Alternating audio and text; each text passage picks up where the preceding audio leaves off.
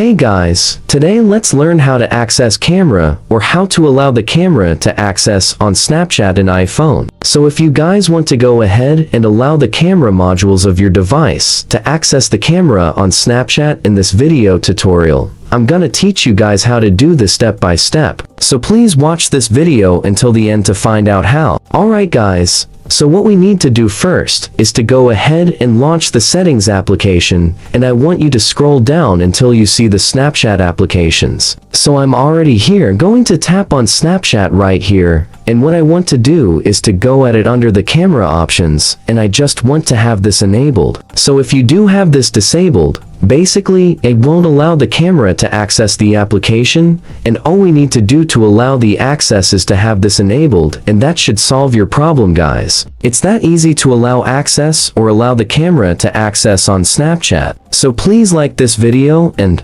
subscribe as well if you guys learned something, and I'll see you guys on the next one. Take care.